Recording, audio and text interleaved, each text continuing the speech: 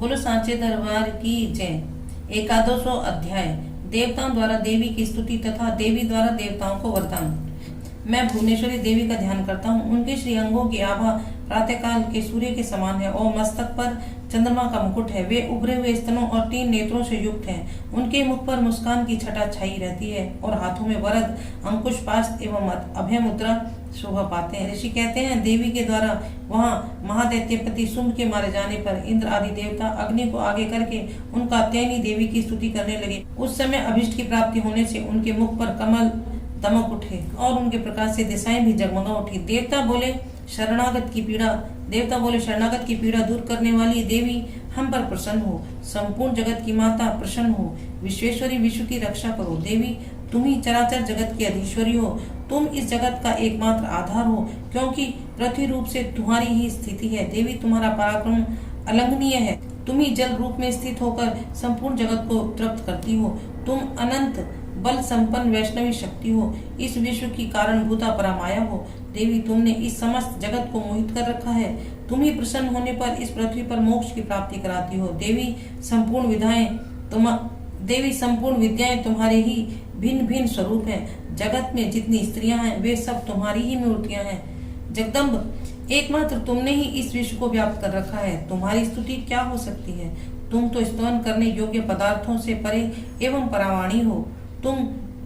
जब तुम सर्वस्वरूपा देवी स्वर्ग तथा मोक्ष प्रदान करने वाली हो, तब इसी रूप में तुम्हारी स्तुति हो गई।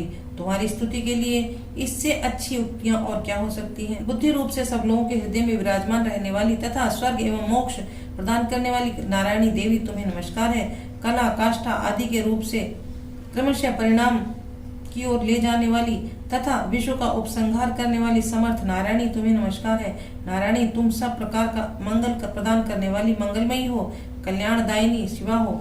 सब पुरुषों को सिद्ध करने वाली शरणागत वत्सला, 3 नेत्रों वाली एवं गौरी हो, तुम्हें नमस्कार है। तुम सृष्टि, पालन और संहार की शक्तिभूता सनातनी देवी, गुणों का आधार तथा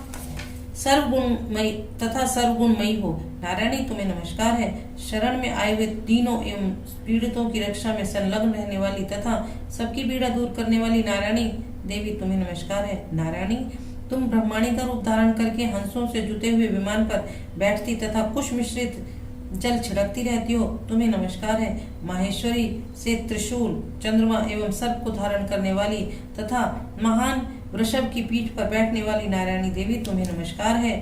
तुम्हें नमस्कार है। मोरों और मुर्गों से घिरी रहने वाली तथा महाशक्ति धारण करने वाली कौमारी रूपधारिणी निष्पापे नारायणी तुम्हें नमस्कार है। शंख, चक्र, गदा और सारंग, धनुष रूप उत्तम आयुधों को धारण करने वाली वैष्णवी शक्ति नारायणी तुम प्रसन्न हो, तुम्हें नमस्कार है।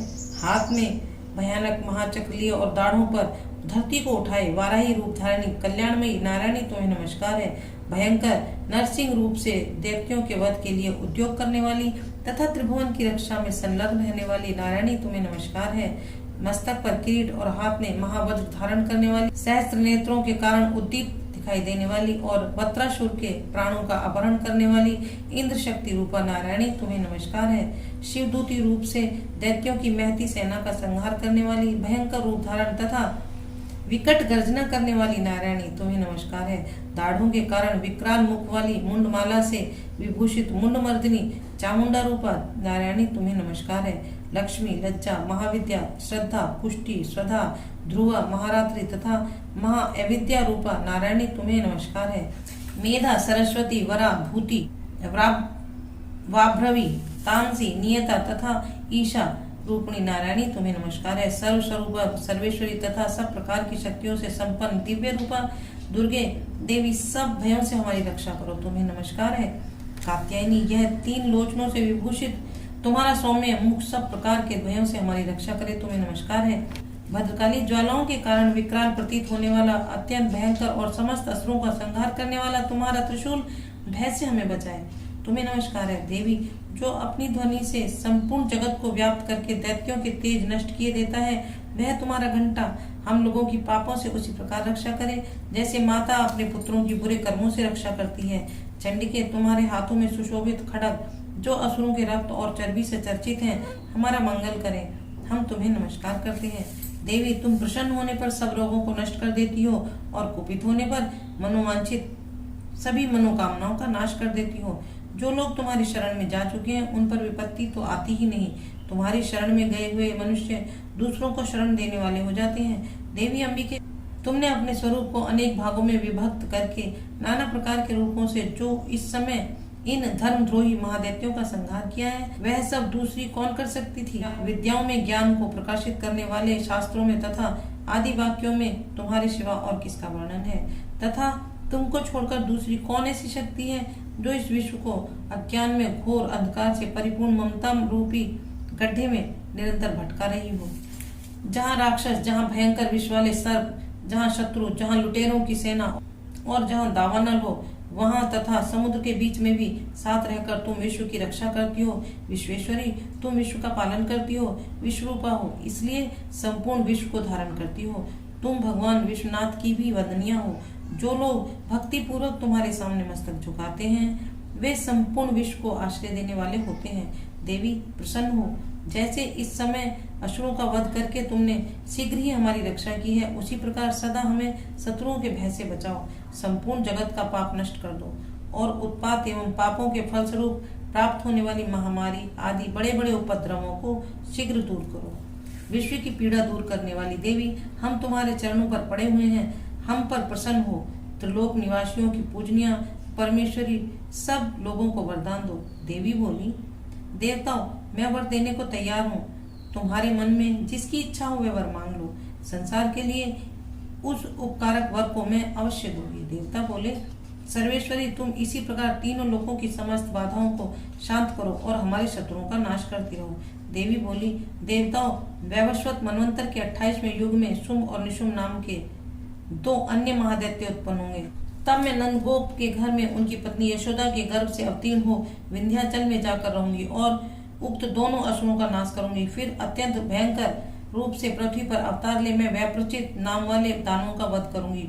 उन भयंकर महादैत्यों को भक्षण करते समय मेरे दांत अनार के फूल की भांति लाल हो जाएंगे। तब स्वर्ग में देवता और मृत्युलोक में मनुष्य सदा मेरी स्तुति करते हुए मुझे रक्त दंतिका कहेंगे। फिर जब पृथ्वी पर 100 वर्षों के लिए वर्षा रुक जाएगी और पानी का अभाव हो जाएगा, उस समय मुनियों के स्तवन करने पर मैं पृथ्वी पर अयोनिजा रूप में प्रकट होंगी और 100 नेत्रों से मुनियों को देखूंगी। अतः मनुष्य शताक्षी इस नाम से मेरा कीर्तन करेंगे। देवताओं, उस समय मैं अपने शरीर से उत्पन्न हुए शाकों द्वारा समस्त संसार का भरण पोषण करूंगी। जब तक वर्षा नहीं होगी तब तक वे शाक ही सबके प्राणों की रक्षा करेंगे। ऐसा करने के कारण पृथ्वी पर शाकंभरी के नाम से मेरी ख्याति होगी। उसी अवतार में मैं दुर्गम नामक महादैत्य का वध भी करूंगी। इससे मेरा नाम दुर्गा देवी के रूप से प्रसिद्ध होगा। फिर मैं जब भीम रूप धारण करके मुनियों की रक्षा के लिए हिमालय पर रहने वाले राक्षसों का भक्षण करूंगी, उस समय सब मुनि भक्ति से नतमस्तक होकर मेरी स्तुति करेंगे। तब मेरा नाम भीमा देवी के रूप में विख्यात होगा। जब अरुण नामक दैत्य तीनों लोकों में भारी उपद्रव मचाएगा, तब मैं तीनों लोकों का हित करने के लिए 6 पैरों वाले असंख्य भ्रमरों का रूप धारण करके उस महादैत्य का वध करूंगी। उस समय सब लोग ब्राह्मणी के नाम से चारों ओर मेरी स्तुति करेंगे। इस प्रकार जब जब संसार में दानवी बाधा उपस्थित होगी, तब तब अवतार लेकर मैं शत्रुओं का संहार करूंगी। इस प्रकार श्री मार्कंडेय पुराण में सर्वाणिक मनवंतर की कथा के अंतर्गत देवी महात्म्य में देवी स्तुति नामक 11वां अध्याय पूरा हुआ। बोलो सांचे दरबार की जय। बोलो सतिया जोता वाली माता तेरी सदा ही जय जयकार।